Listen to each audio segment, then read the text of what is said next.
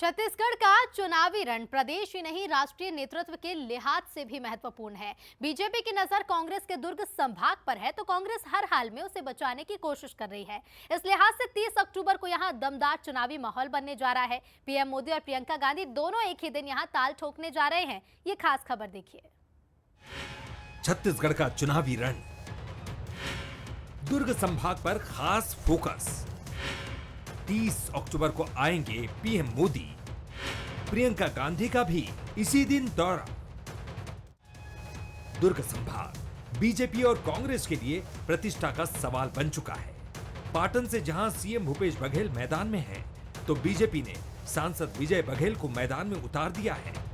पाटन की तरह ही संभाग की हर सीट पर पार्टियां जोर आजमाइश कर रही हैं, लिहाजा दिग्गजों को मैदान में उतार दिया गया है। दुर्ग में 30 अक्टूबर को जहां पीएम मोदी बीजेपी के पक्ष में माहौल बनाएंगे, तो इसी दिन प्रियंका गांधी भी यहां पर कांग्रेस के प्रचार को धार देंगी। अच्छी बात है, आना चाहिए। चुनाव में सभी राजनीतिक दल के वरिष्ठ नेतागण आते हैं अपने अपने दल के प्रत्याशियों के प्रचार के लिए।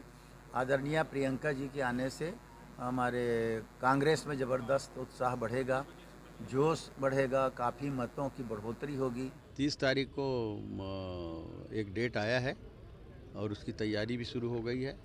हम माननीय मोदी जी का स्वागत अभिनंदन करेंगे और बहुत उत्साह उमंग के साथ जनता आतुरता से मोदी जी का इंतज़ार भी कर रही है।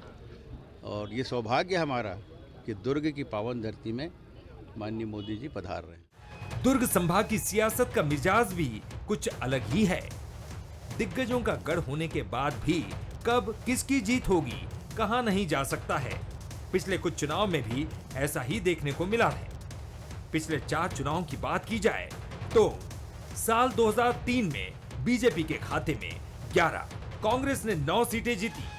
साल 2008 में बीजेपी को 4 सीटों की बढ़त हुई और पार्टी 13 सीटों पर काबिज हुई, तो कांग्रेस को सिर्फ 7 सीटें मिली।